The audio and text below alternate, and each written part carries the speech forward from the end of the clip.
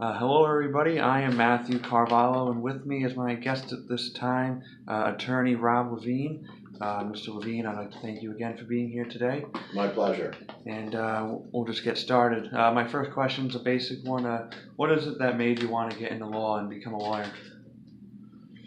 Well, that's not such an easy question. So, my life has been dedicated to making a difference in other people's lives, which is actually the mission statement for the law firm. So our mission statement is making a difference in other people's lives. I started as an EMT at 16, went to the military as an MP, was a police officer, and I had the fortune of being able to go to law school and having the city pay for me to go to law school. At the time I entered law school, I probably wasn't really sure what I wanted to do with the degree, whether or not I wanted to expand my career as a police officer and move into federal service, such as an FBI or DEA agent, and make a difference that way. But my career path ended up leading me into legal service. And so it's been fantastic because we obviously help a lot of people. We make a difference for a lot of people, and it's very rewarding. Now, you mentioned being an EMT. Well, what was some of your usual duties? What did you do as an EMT? What was the life of being an EMT? So, I started at 16. So I was a sophomore or maybe a junior in high school at the time. So when you're that young at first, you're really always riding with a senior in EMT who's an adult, and you're really an assistant. Once you become, I forget the age requirement, I think 18 in New Jersey, you can treat patients on your own.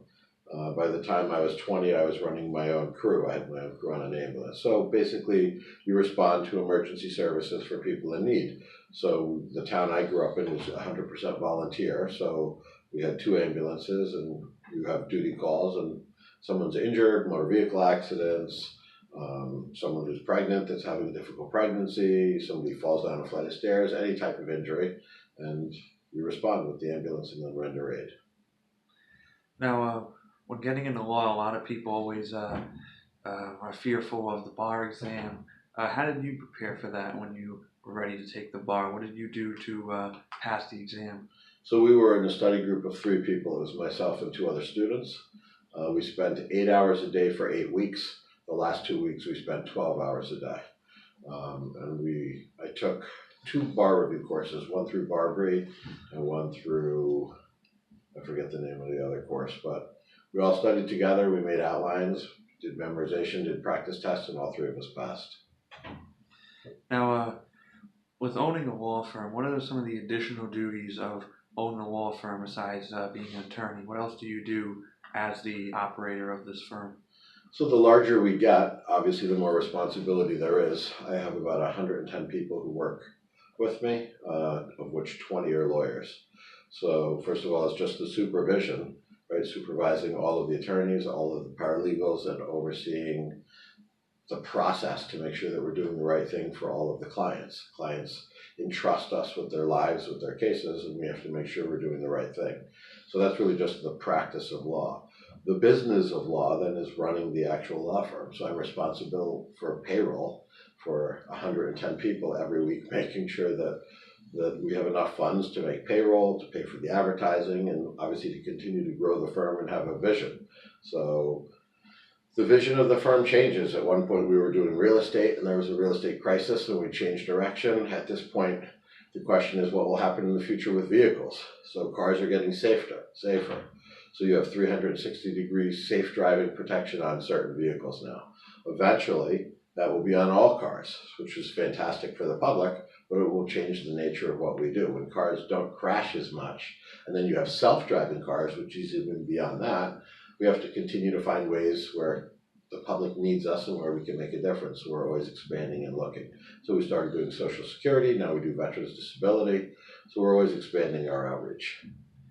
Now, you've been practicing law for many years. Without mentioning any names, would you say is probably the strangest case that you've had to deal with in your time as being an attorney? Strangest? Like the most out there thing that you've had to be an attorney for? Out there? Funny. So before I was even a lawyer, I was in the Roger Williams Criminal Defense Clinic. So we had a client who was charged with stealing a pair of shorts from Bob's Stores. And so it was basketball shorts. And so I sat down with him and he told me his story. And so his story was he put the shorts on and he tried them on, looked in the mirror, and then he put his jeans on over his shorts and forgot to take the shorts off. And I said, so they're the kind of shorts that are long down below your knees? He said, yeah. I said, so when you pulled your jeans up, the shorts didn't get all caught up?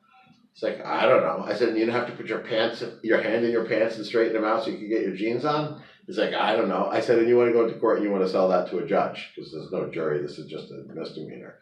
He said, you don't think I should sell that story? I said, no, I don't think you should sell that story. So that's just one of that story sticks with me just because it was hysterical.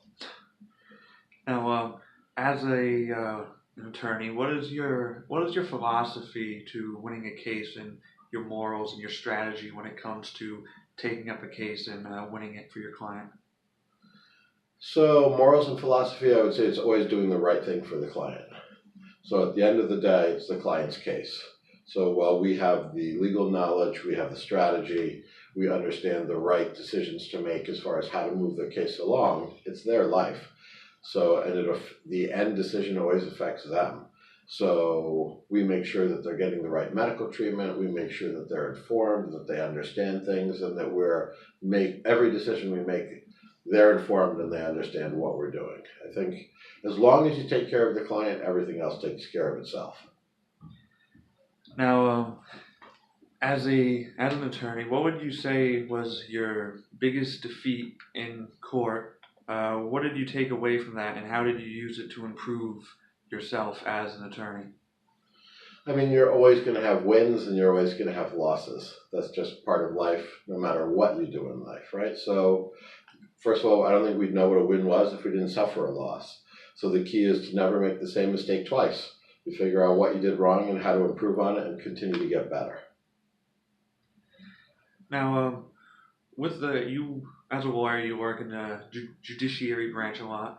What would you say is the biggest problem right now in the judiciary branch, and what do you think should be done to fix it? So, in Rhode Island, it takes you 5 years minimum to get a jury trial.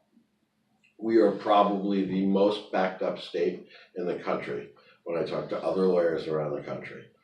So there's very little judicial control or oversight over cases that are filed in the state.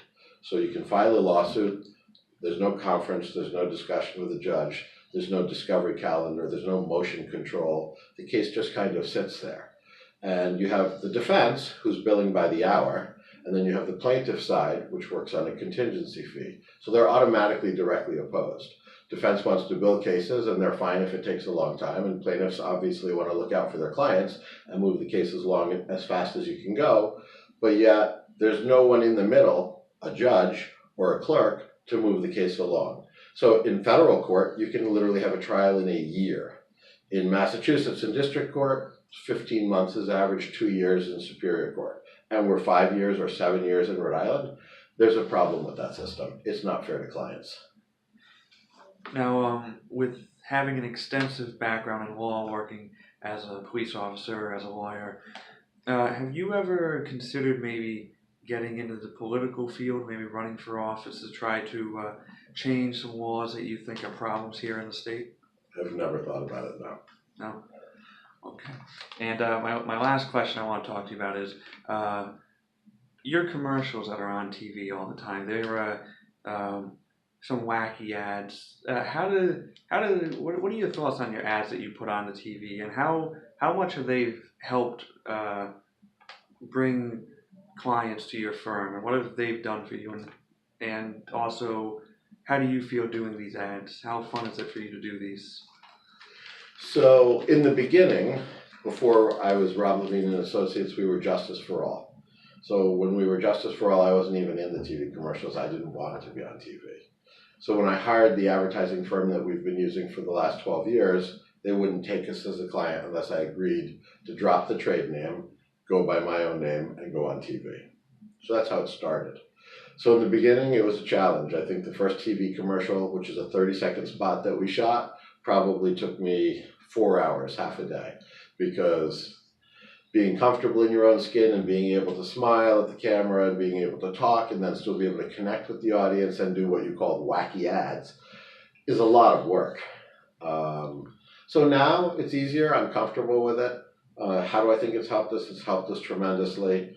Not because the ad should be taken serious to say the ad says we're a serious lawyer. It's just another side of who I am. So I do serious commercials. We do commercials that talk about my background, my history. We do commercials that talk about why I want to make a difference in clients' lives. And then we do what you call wacky commercials. So the point of the wacky commercial is simply to separate us from the rest of the pack.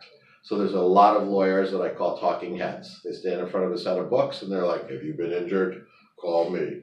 So if everybody's saying the same thing, in order to stand out, you got to say something and do something different. So we've tried to create a status for ourselves that separates us from everybody else. And now you can see other lawyers are following in suit, which when somebody copies you, I guess that's the best form of flattery you can have.